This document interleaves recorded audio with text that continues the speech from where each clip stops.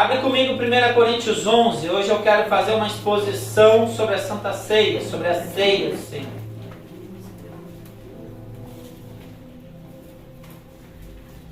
Coríntios 11, 17.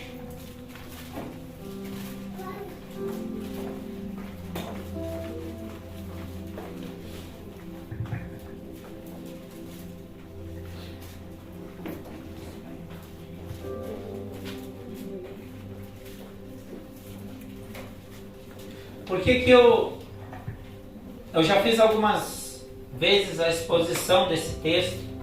Hoje eu quero repetir algumas coisas e trazer e ampliar mais o entendimento em relação a algumas coisas, outras coisas.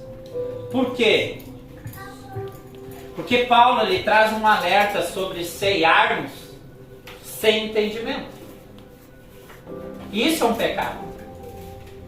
Não tem entendimento profundo do que é a ceia do Senhor.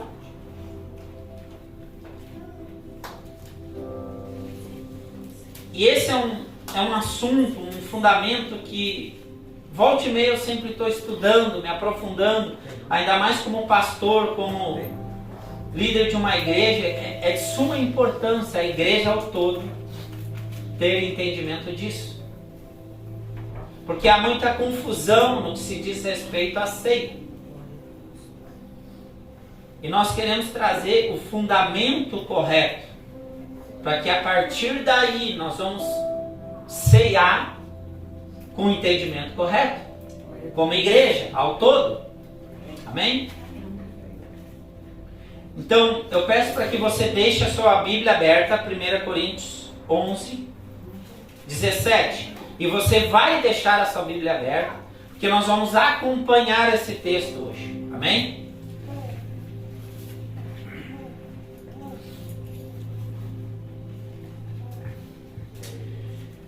Primeiro nós vamos ler 2 versículos. 1 Coríntios 11, 17 e 18. Depois você vai deixar aberto. Apesar de tudo, não vos elogiarei quanto às instruções que passa a vos dar. Agora, porquanto as vossas reuniões produzem mal e não bem. Em primeiro lugar, porque ouço dizer que há divisões entre vós, quando vos reunis como igreja, e até certo ponto acredito que isso esteja ocorrendo. Versículo 19. Todavia se faz necessário que haja divergência entre vós, porque os aprovados se tornem conhecidos em vosso meio. Amém? Paulo ele adverte a igreja dos Coríntios porque ela estava tomando ceia sem unidade. Pois estavam em divergência de opiniões, aonde uns diziam: eu sou de Paulo, eu sou de apóstolo, eu sou de Paulo, eu sou de Apolo. Tanto que Paulo traz instruções que um semeia, outro rega, mas Deus dá o crescimento. É como se hoje, dentro da comunidade de fé comum, alguns chegassem assim: não, eu sou do pastor Tiago, eu sou do pastor Bruno, eu sou do pastor Fontela. E isso é divisão. Porque na realidade nós temos que ser um, para que o mundo creia que o Pai nos enviou. Porque quem dá o crescimento é o Senhor Jesus. Deus dá o crescimento. Através do seu Espírito Ele dá o crescimento. Através da sua palavra Ele nos dá o crescimento. Então a igreja ela precisa entender para onde ela está caminhando.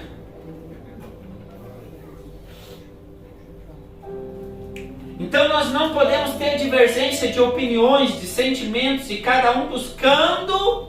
Quando eu vivo uma vida buscando somente o meu interesse e busco a igreja para os meus interesses próprios, aí eu estou pecando. É isso que Paulo muitas vezes está confrontando. Hoje se tem muitas vezes uma ideologia coach se aplicando no meio da igreja. Você tem que procurar um lugar de uma network. Imagina Jesus olhando para os seus discípulos que estavam sendo comissionados, vocacionados, e ele olhando para aqueles discípulos, né? A gente olhando para a vida de cada um deles ali, será que nós faríamos uma network com eles?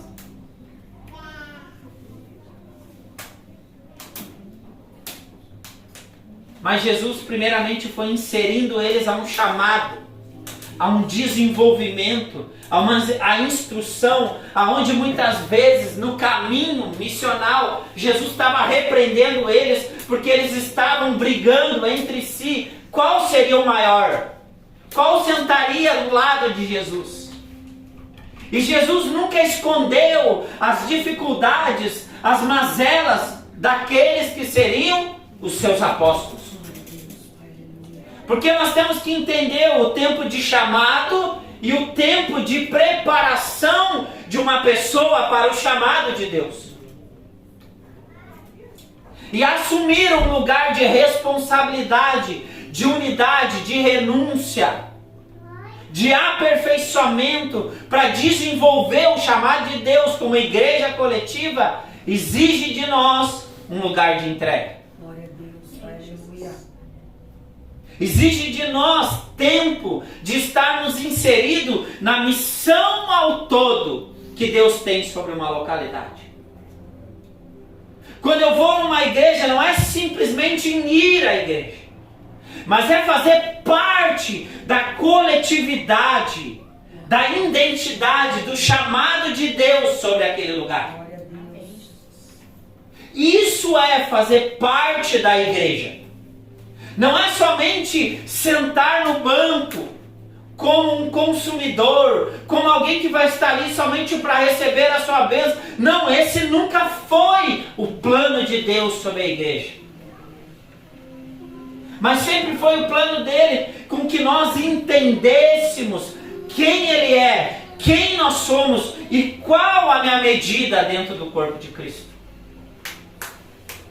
Qual é a minha medida dentro do corpo? Paulo está alertando, porque tinham muitos perdido, porque a igreja de Corinto tinha perdido o senso de unidade e coletividade que une e impulsiona a igreja de Jesus, o corpo místico de Cristo na terra. Nós, a igreja de Jesus, não a Comã, mas nós como igreja, a Assembleia dos Santos, a reunião dos santos, a igreja não é essa parede. Nós nos reunimos aqui, lógico, de forma confortável, mas entenda uma coisa, a nossa unidade, ela tem o privilégio e a responsabilidade de sermos o testemunho da glória de Deus. Glória a Deus, aleluia.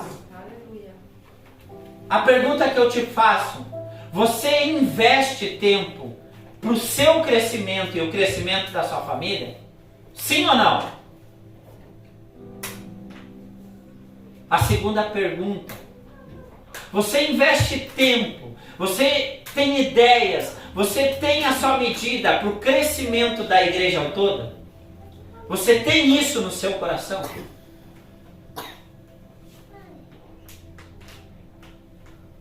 Porque isso também faz parte da igreja ao todo.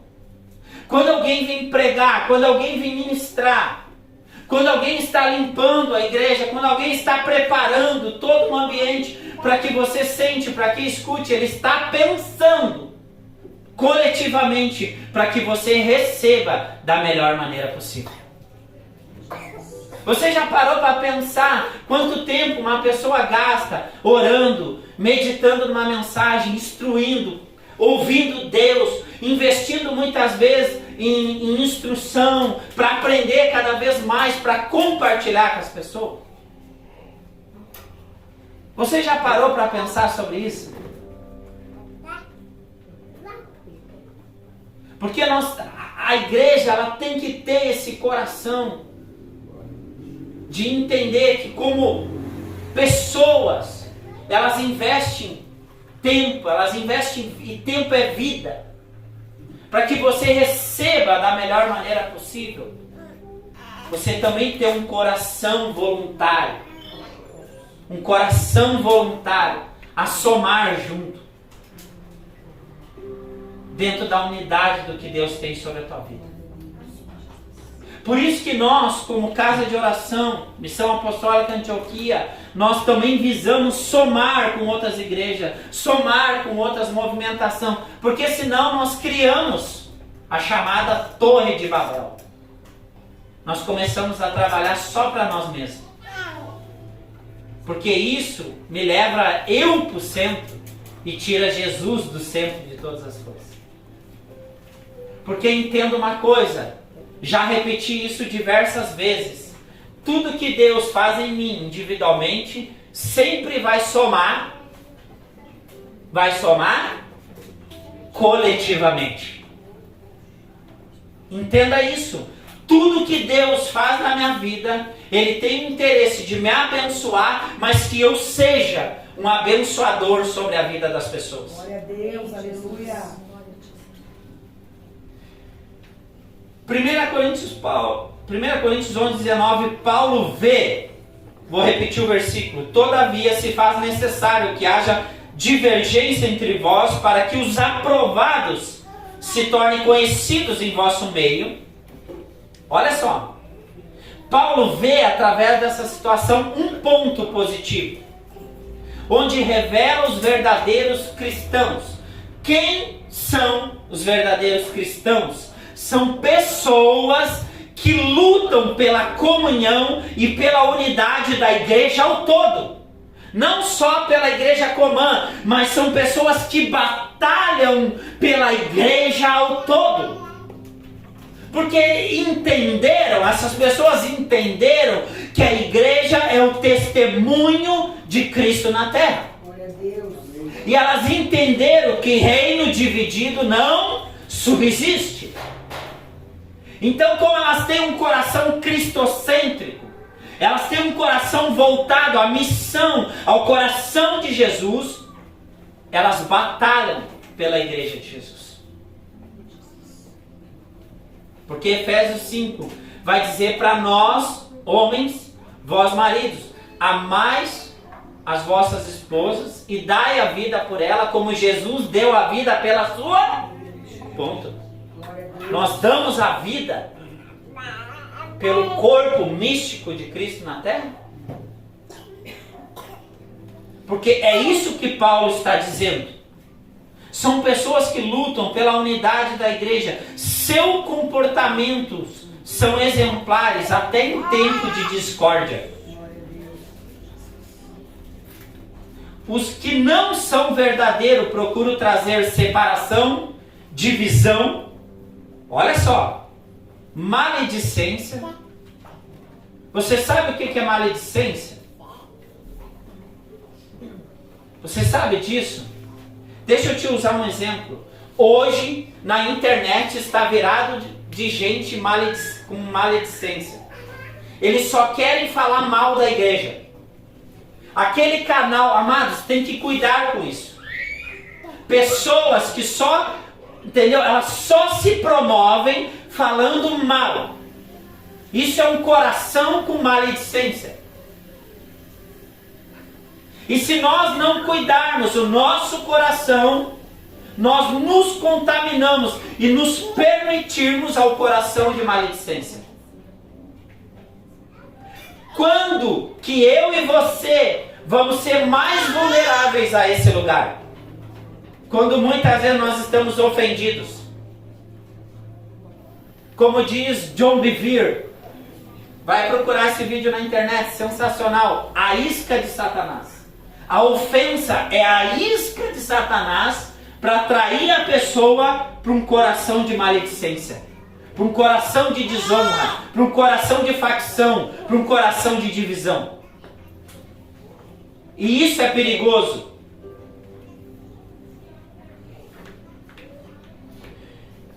Essas pessoas elas estão implementando divergências e atitudes egocêntricas, humanistas e diabólicas dentro do corpo de Cristo. Isso é perigoso.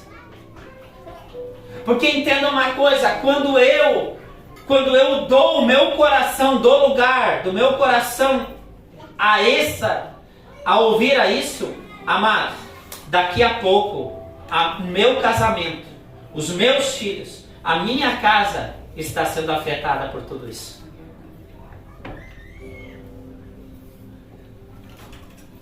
Entenda essa advertência que o Senhor nos dá. O que falamos e postamos a respeito da igreja revela muito quem somos dentro desse contexto. Mateus 15 vai falar, nossa boca só fala daquilo que o nosso coração está cheio. As nossas redes sociais só falam daquilo que o nosso coração está cheio.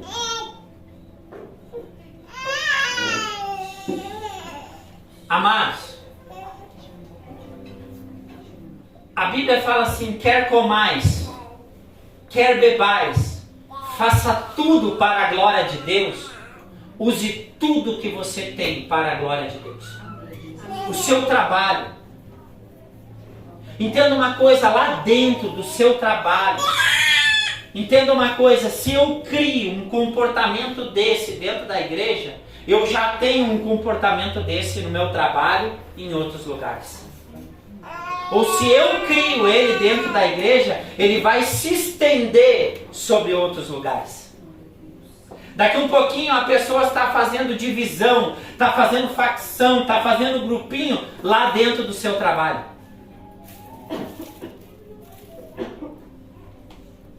Daqui um pouquinho você pode estar vendo seus filhos tendo esse mesmo comportamento dentro dos seus lares. Porque os filhos só refletem aquilo que eles veem em nós. Entenda isso. 1 Coríntios 11, 20 e 21.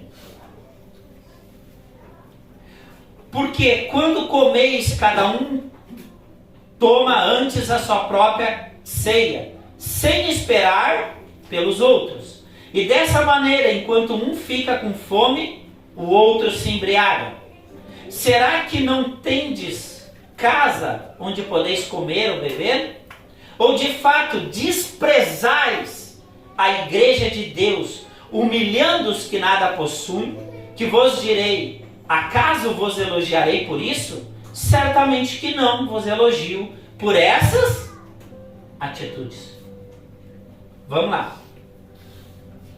Paulo está instruindo que os ricos não devem excluir os pobres e os escravos, pois perante Cristo eles eram um só corpo.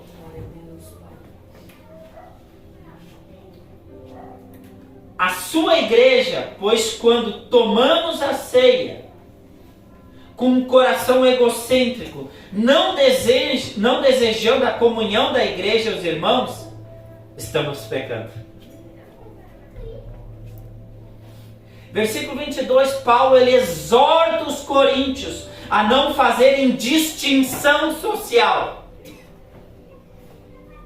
Eles estão desprezando quando eu faço distinção social. Eu estou desprezando a igreja de Jesus. E desprezando a igreja, eu estou desprezando a Cristo.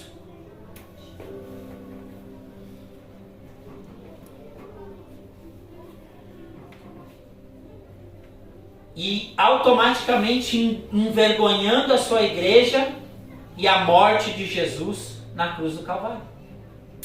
Eu estou ferindo, eu estou traindo a Cristo. Hoje tem se levantado um problema muito sério. Entenda uma coisa, por isso que nós como igreja, vindo principalmente da liderança, mas da membresia também em si, nós temos que ter um coração a não fazer distinção social. Eu quero me aproximar somente daqueles que têm, daqueles que podem me beneficiar a algo. Isso é pecado. Ou tem se criado hoje muitas igrejas que eles têm feito literalmente um shopping dentro da igreja, aonde que até uma pessoa pobre tem vergonha de entrar naquele lugar.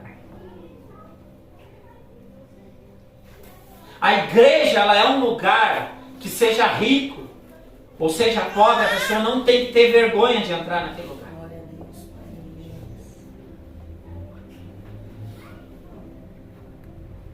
Esse é o lugar que nós, como igreja, temos que criar um ambiente coletivo. E como nós criamos isso? Não somente a liderança, mas a igreja ao todo. Glória a Deus.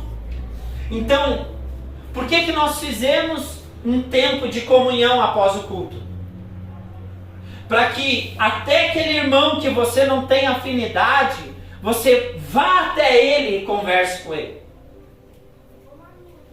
Vá até aquela pessoa. Entenda isso. Algumas pessoas nós vamos ter mais afinidades, às vezes pela comunhão, por estar mais junto, mas nós temos que buscar a termos comunhão com todos. A conhecer a pessoa que congrega do teu lado, que está do seu lado. Porque quando o corpo todo se fortalece, nenhum membro padece. Porque entenda, amados, nem sempre nós como pastores, a gente se esforça para atender todo mundo. Mas nem sempre nós vamos conseguir atender todo mundo. Mas a unidade dos irmãos, os irmãos se fortalecendo, sendo um canal de Deus na vida um dos outros, o corpo todo se fortalece. É essa mentalidade que nós temos que ter.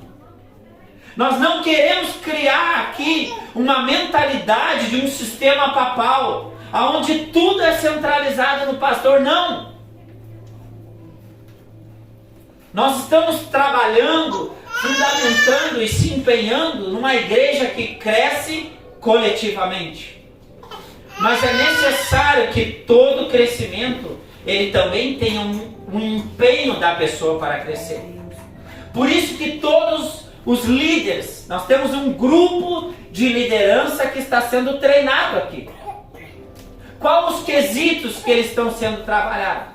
Eles já estão fazendo escola de homens, eles já estão fazendo as mulheres escola de mulheres, eles estão passando também, eles vão passar agora no segundo semestre, nós vamos ter um grupo só de liderança em treinamento, que vão ser casais, que vão estar fazendo a escola do casamento, casados para sempre. Por quê? São nessas escolas que nós vamos olhando os fundamentos, fundamentando, trabalhando. São líderes que estão em desenvolvimento. Para que quando eles vão liderar sobre as outras pessoas, eles vão estar tocando a vida de outras pessoas, entendeu? Antes disso, eles também vão ser tocados. Porque não tem como eu querer tocar os outros se eu também não ser tocado, se eu também não ser ministrado. Eu me submeti a uma escola o ano passado, há 4 meses. Sentei lá, levei 5 alunos daqui. Sentei juntamente lá com eles. Lá eu não era o pastor Tiago. Lá eu era o irmão Tiago sentado com eles, participando de uma escola, participando de uma reciclagem, sendo ministrado. Não é porque eu sou pastor que eu também não preciso sentar a ser instruídos. Eu fiz o Casados para Sempre com Fontela 2 vezes. Ah, mas você é pastor. E daí? Eu também preciso ser tocado. Eu também preciso ser ministrado por outras pessoas. Porque quando eu caio no engano, quando eu caio na mentira de não ser tocado por ninguém, de não ser ministrado, eu limito o crescimento que Deus tem sobre minha vida. Glória a Deus. Porque hoje é muito fácil você ir para a internet lá, receber tudo, mas ninguém te ministra. Não te conhece. Não conhece as tuas fraquezas. Não conhece as tuas deficiências. Porque entenda uma coisa, para nós sermos sarados e tratados na nossa deficiência, nós precisamos nos expor. Se eu não exponho a minha deficiência, entenda uma coisa, tem lugares que eu não vou ser curado. Eu não vou ser tratado. Por isso o corpo de Cristo. Esse é o lugar de cura que o Senhor quer nos levar. Porque hoje tem uma cambada de gente que eles pastoreiam só pela internet. Tem uma cambada de gente pregando em tudo que é lugar, mas eles não têm comunhão com a igreja, eles não têm nem pastor sobre a vida deles, e eles nem sei. Eles vivem de agenda.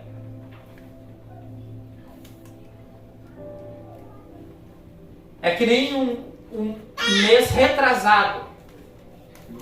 Não, perdão, outubro.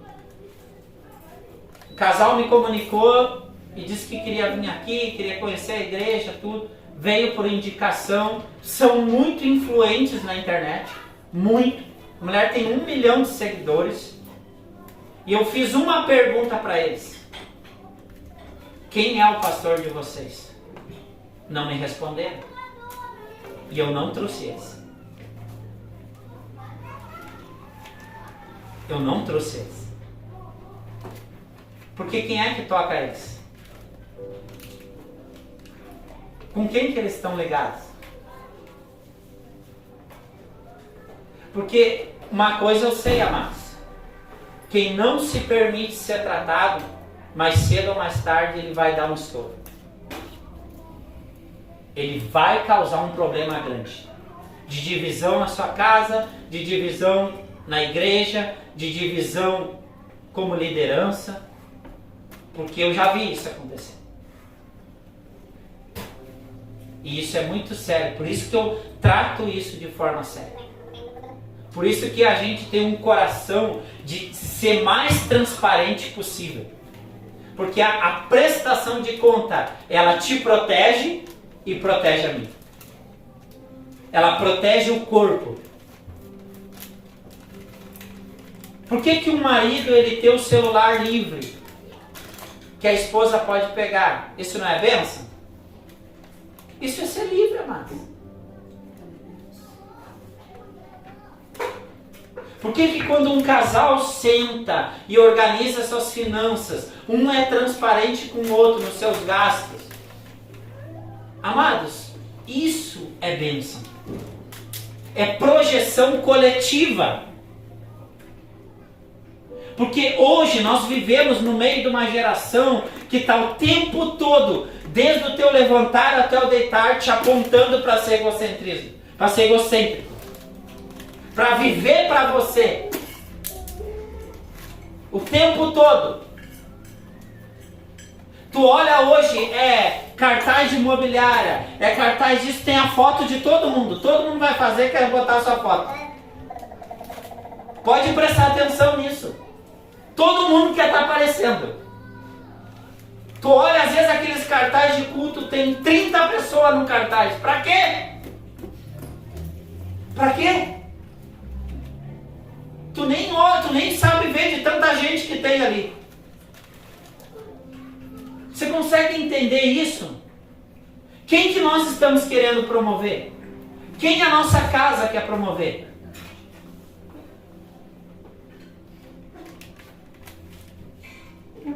Versículo 22. Será que não tendes casa ou não podeis comer e beber? Ou de fato desprezais a igreja de Deus, humilhando os que nada possuem? Que vos direi, acaso vos elogiarei por causa disso?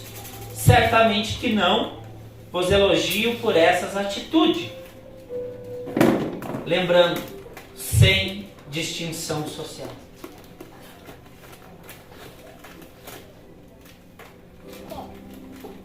Sem distinção social. A idolatria me faz criar distinção. Seja social, seja pela placa da igreja, seja política, seja ideológica, seja o que for. A idolatria me faz eu dividir com o meu irmão.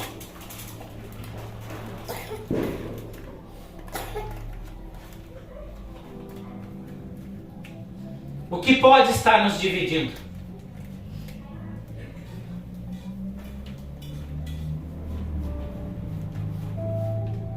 Esse é o chamado, o maior chamado do Senhor hoje. O que pode estar causando um perigo de estar me dividindo? Porque um dos requisitos, uma das sinalização dessa divisão é onde eu vou me afastando, aonde eu não vou querendo mais comunhão, aonde eu não vou querendo mais ter participação. Pode olhar que quando você está dividido com a tua esposa ou com o teu marido, olha o teu comportamento, olha o nosso comportamento sobre isso. Quando muitas vezes há uma ofensa, há uma crítica, qual que é a nossa atitude? Primeiramente, um dos pontos é a intimidade. Porque a intimidade precisa ter o quê? Comunicação, contato, preparação.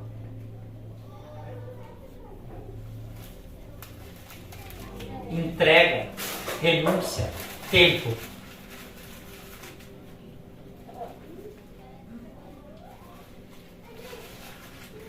Por que Satanás ataca na intimidade? Por causa disso. Porque o momento de intimidade de uma igreja é onde nós nos tornamos um. Assim como na vida de um casal, eles se tornam ainda mais um no momento de intimidade. Assim é a igreja unida. Ela se torna um. Nós não somos aqui várias pessoas, nós somos um corpo unido com o cabeça que é Jesus. Glória a Deus, aleluia. Versículo 23. Pois eu recebi do Senhor o que também vos entreguei, que o Senhor Jesus, na noite que foi traído, tomou o pão. Paulo lembra da igreja de Coríntios que a ceia é uma ordenança do próprio Jesus, que ao tomar a ceia vamos lembrar que ele foi vitorioso. Ceiar é lembrar a vitória de Jesus na cruz do Calvário. Se empenhar a estar na igreja, se empenhar a estar nesse momento com meu irmão, olhando para ele, me unindo para ele, é celebrar a morte de Jesus e a vitória de Jesus na cruz do Calvário. Glória a Deus. Que ele foi vitorioso na cruz do Calvário e que temos uma aliança de fidelidade com ele através do sangue de Jesus derramado na cruz do Calvário, para nos salvar, para nos libertar da condenação e da culpa dos nossos pecados. A ceia é para unir as pessoas ao corpo de Cristo, para que elas sejam libertas da condenação e da culpa dos pecados. A ceia não é um lugar de exclusão da pessoa, é um lugar de dizer para ela: vem, você faz parte do corpo de Cristo. Se você pecou, você se arrependeu, hoje você está sendo unida ao corpo.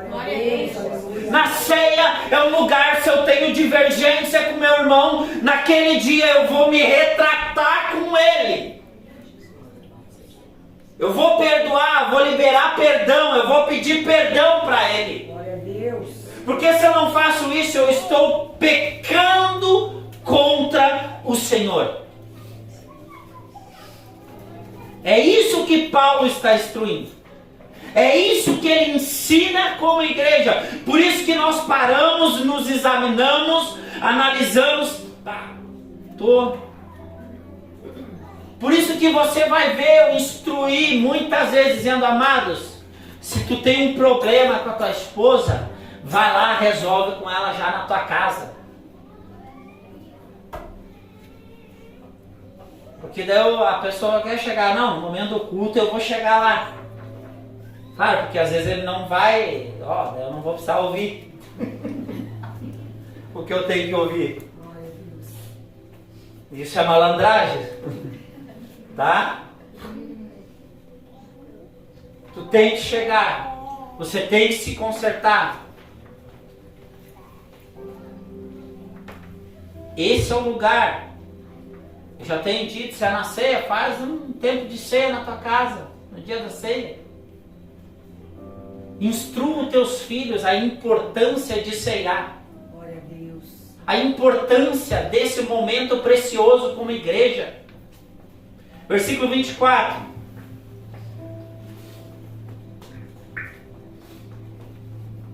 E logo após haver dado graças, o partiu e disse: esse é meu corpo que é dado por vós. Fazei isto em memória de mim. Em memória de mim significa a vitória de Jesus na cruz, como foco, como lembrança do propósito do Pai para nos salvar, para trazer perdão, para trazer redenção, integridade, força, saúde, identidade e propósito criacional de Deus sobre nossas vidas. E através das nossas vidas. Entenda. Versículo 25. Do mesmo modo, depois de comer, ele tomou o cálice e declarou: este cálice é a nova aliança no meu sangue. Fazei isso todas as vezes que o beberes em memória de mim, em memória do Senhor. O Novo Testamento, a nova aliança, foi selada com o sangue de Jesus, garantindo o perdão dos pecados. A lei de Deus escrita nos nossos corações, guarde isso, para viver uma vida para a glória de Deus, não para a nossa glória. Se nós buscarmos viver uma vida para a glória de Deus, nós vamos ser bem-sucedidos. Pode ter certeza disso. Talvez aos olhos do sistema desse mundo, não. Mas aos olhos do Senhor e aos olhos de quem tem discernimento, sim. Glória a Deus, Pai, aleluia. Pode ter certeza. Versículo 26. Portanto, todas as vezes que comeres desse pão e beberes desse cálice, proclamai a morte do Senhor até que Ele venha. Glória a Deus. A intenção, todas as vezes que ceiamos, isso é fundamento de ceia. Todas as vezes que ceiamos, nós devemos lembrar e anunciar que Jesus morreu para nos salvar da condenação dos nossos pecados e da ira de Deus contra o pecado. E que temos uma aliança com Ele, a qual nos garante estar eternamente com Ele. É Deus te lembrando que tem uma aliança contigo. Glória a Deus.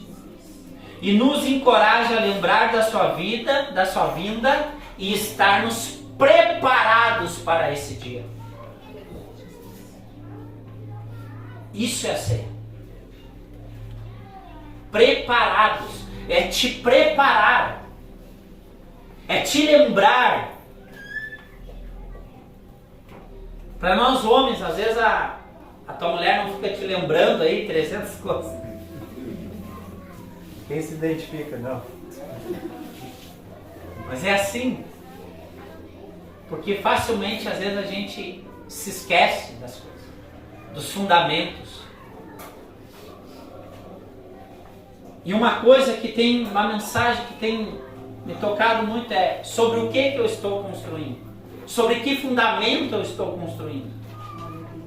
Porque se eu estou embaixo do fundamento correto, pode vir a tempestade que for, a palavra me garante que a minha casa não cai. Glória a Deus. A casa só cai quando o fundamento está errado. É verdade. Por isso que o Senhor muitas vezes mexe, toca, abala, expõe. Às vezes os determinados fundamentos de nossa vida para mostrar que aquele fundamento está errado. E nós temos que ter a sensibilidade, a humildade de reconhecer isso. Para quê? Para consertar, para reestruturar, para que o Senhor possa construir a vontade dele sobre nós. Versículo 27. Por esse motivo, quem comer do pão ou beber do cálice do Senhor indignamente será culpado de pecar contra o corpo e o sangue de Cristo. O que é participar de modo indigno? Participar de modo indigno na ceia é estar em divisão com a igreja de Jesus, é ceiar em divisão com o irmão do lado, eu tendo pecado contra ele, eu tendo discórdia, eu tendo rancor, eu tendo ofensa, eu estar falando mal, estar fazendo isso, e eu ir lá, isso foi ceia. É exatamente isso.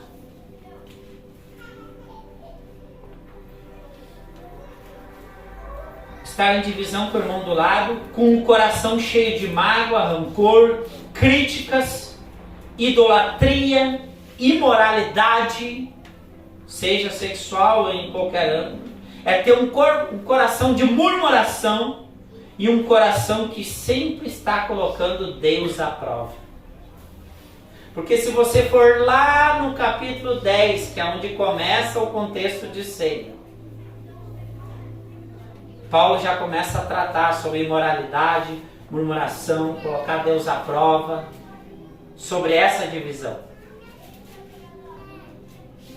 Aí ele vai usar sobre 2 pontos, sobre a mesa do Senhor e sobre a ceia do Senhor. Glória a Deus. Estude sobre isso. Eu já ministrei aqui na igreja sobre isso. Não vou conseguir me aprofundar nisso, mas vai lá e estude sobre isso.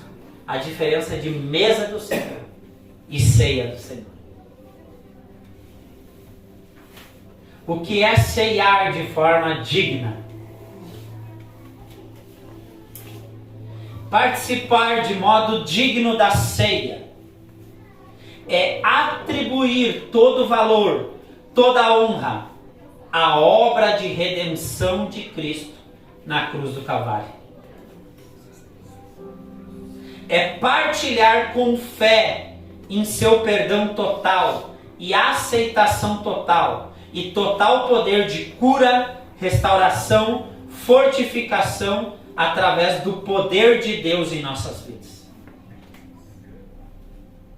Se Deus me perdoou dos meus piores pecados, quem sou eu para não perdoar os meus irmãos dos piores pecados deles?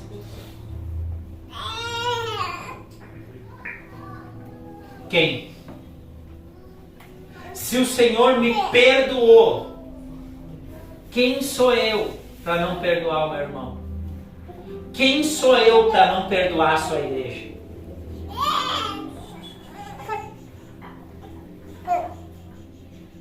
Eu vou me auto-ceiar? Eu vou começar a me auto-batizar? Me auto-mentorear? Eu vou me auto-apacentar? E isso é perigoso. Daqui a pouco podemos estar que nem o diabo, nem Lúcifer, que quis colocar o seu trono acima de Deus. Então muitas vezes quando eu escolho esse lugar, eu estou querendo colocar o meu trono acima do de Deus. E entro num lugar chamado rebelião. 1 Coríntios 11, 28. Deus nos dá a chance de nos examinar para que não caiamos na condenação. Deu versículo. Examine-se, pois, a cada um a si próprio, e dessa maneira coma do pão e beba do cálice. O Senhor está dizendo, se autoanalise, se conserte. Talvez o seu conserto você vai ter que começar a dar os passos amanhã, de forma física, mas aqui no seu coração precisa haver uma disponibilidade. É isso que ele está dizendo. Sabe o que é examinar? É literalmente passar por um raio-x. É literalmente passar por uma tomografia ali, ó, e ver nos mínimos detalhes.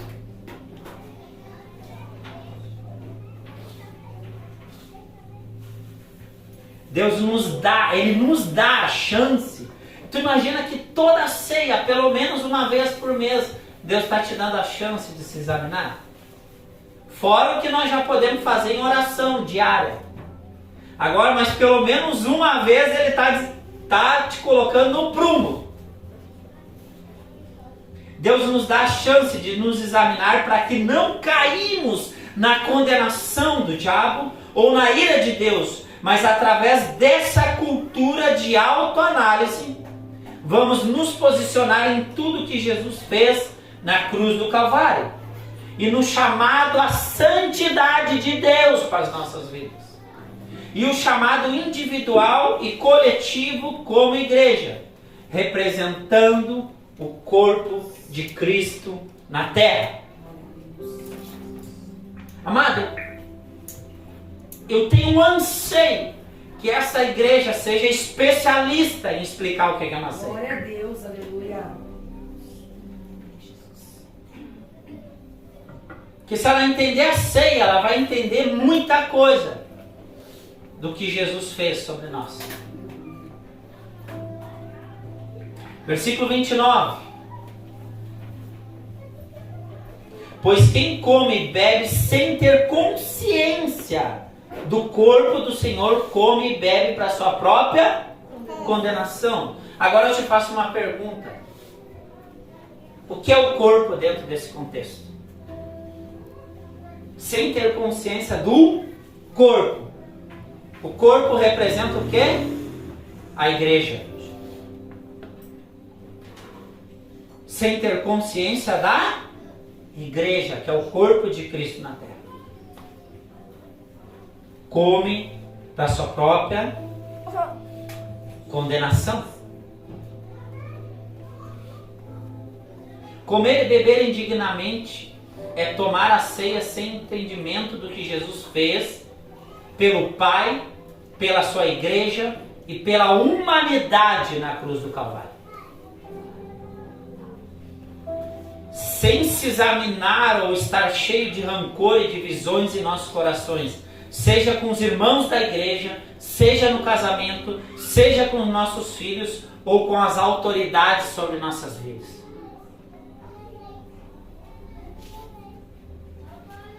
E esse tem sido um problema sério, porque se eu quero ceiar para me aparecer, eu estou pecando. E não quero resolver as iniquidades dentro do meu coração. Eu vou cair para a condenação do inferno.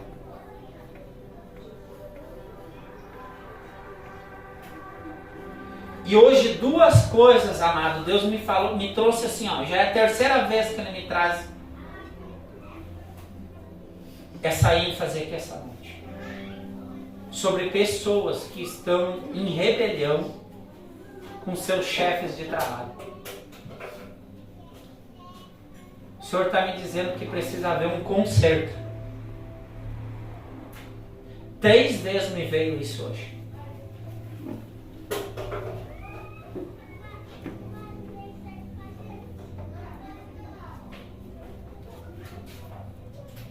E isso é perigoso, porque talvez o Senhor estava abrindo uma oportunidade sobre a tua vida e por causa da rebelião no coração você está impedindo de Deus te impulsionar. E muitas vezes dando ouvidos a outras pessoas dentro da empresa falando mal do seu chefe e do seu patrão.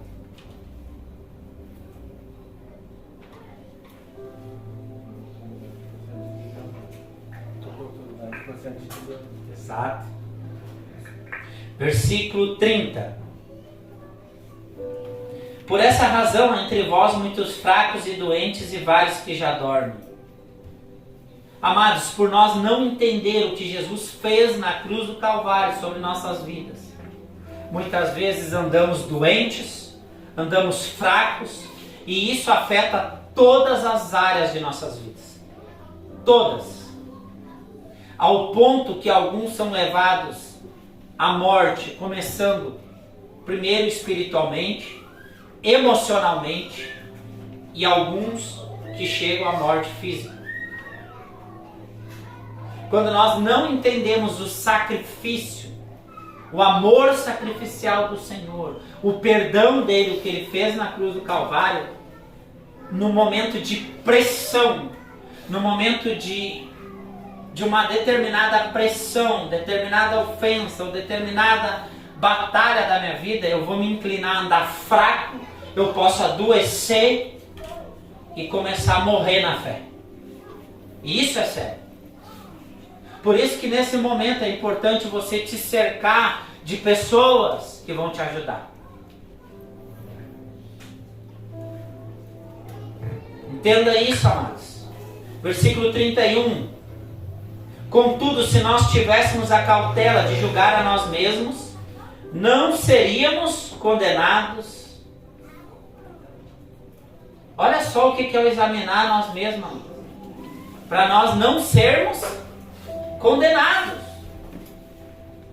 Paulo nos exorta a fazer uma análise de nossas vidas nesse instante, alinhando os nossos corações ao coração de Deus. Assim, não cairmos na condenação do diabo e nem na condenação do mundo. Versículo 32. No entanto, quando somos julgados pelo Senhor, estamos sendo corrigidos a fim de que não sejamos condenados juntamente com o mundo. Olha o amor de Deus. Em cada ceia temos o privilégio de revermos nossa caminhada com Deus, se estamos ou não fora da rota e do padrão bíblico. Temos uma oportunidade de arrependimento e salvação para não sermos condenados com o mundo.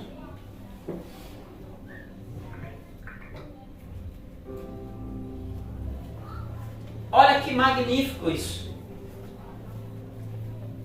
Versículo 33. Portanto, meus caros irmãos, quando vos reunires para comer a ceia, aguardai uns pelos outros. Os ricos comiam tudo e se embriagavam e não esperavam as pessoas. Por que eu fui no grupo lá e enfatizei assim, amado irmão, prepare uma refeição, se você tem condição, prepare uma refeição com amor, com diligência, com cuidado, não só pensando em você, mas pensando no seu irmão do lado. Glória a Deus. Porque até isso está nos provando o quanto nós estamos empenhados na coletividade.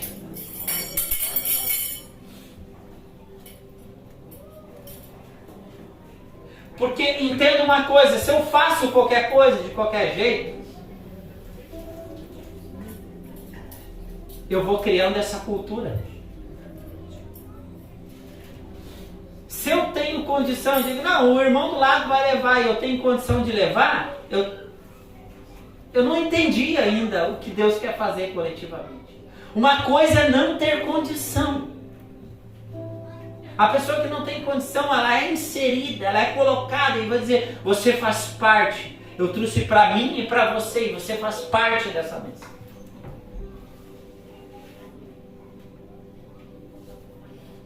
A mesa que nós fizemos fala muito de quem nós somos. Não é simplesmente só uma mesa,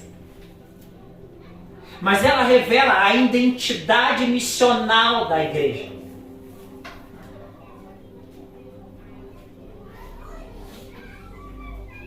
Você acha que é só uma mesa no final do culto? Não, amados. Aquilo ali revela muito a nossa dedicação e a nossa preocupação uns pelos outros.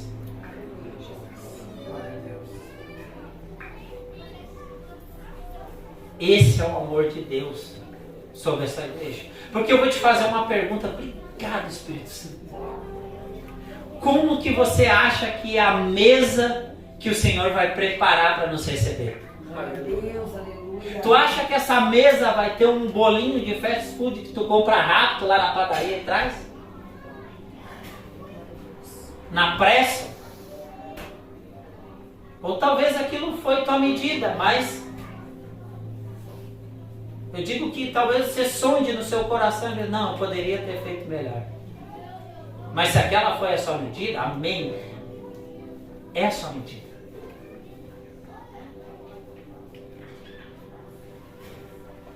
Quando você prepara uma refeição na sua casa, quando você gasta a hora, quando você vai no mercado, quando você compra, você quer que as pessoas se sentem na mesa e desfrutem do melhor do que você fez. Mas não é a refeição em si, ela vai expressar o teu amor e a tua dedicação.